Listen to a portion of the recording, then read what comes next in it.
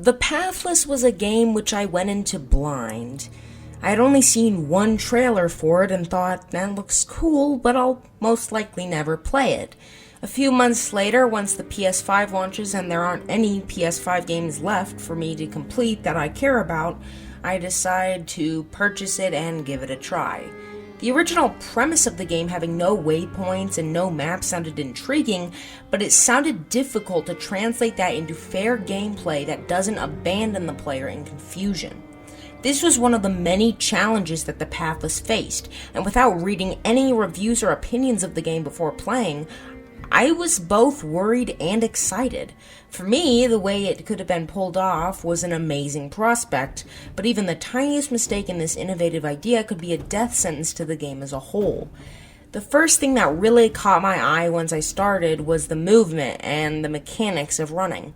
Instead of recharging stamina meters or infinite running like most games, the Pathless gives you now a limited dash which only fills up once you shoot talismans. For me, that's another cool idea that the game houses, with potential to hurt the entire experience.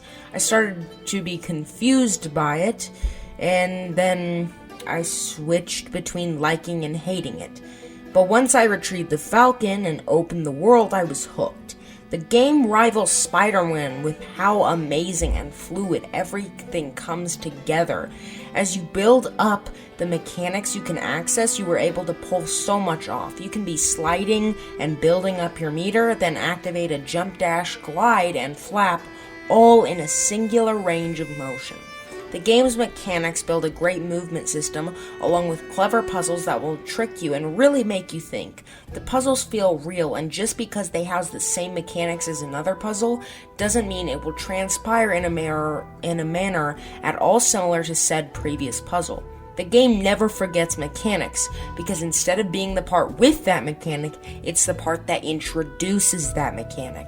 The Falcon will be able to pull many things off, but you still have to take care of it, as one of the themes of the narrative is life. And the game does an amazing job of showcasing how fragile and delicate life and death is.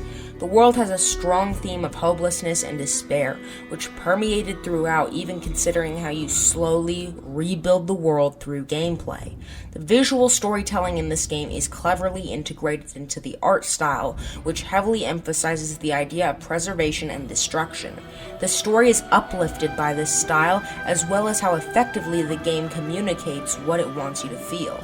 The areas, or plateaus, of the game are beautiful and are each unique, but so deprived of life that you can really appreciate the craftsmanship of the game. The game often takes time to immerse you in the near flawless open world, with a lot of slow moments which construct the ideas of the gameplay formed around puzzles. The game houses multiple puzzles in each region, which are equal parts clever and challenging, and are required to relight the obelisks and return life to the area.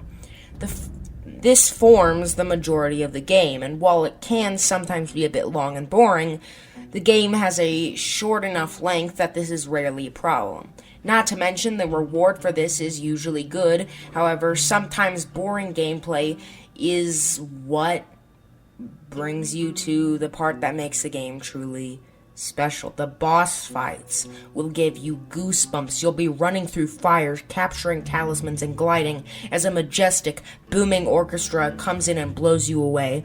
Once you have been captured by the combinations of the art, style, and music and gameplay of these fights, the game cannot be beat.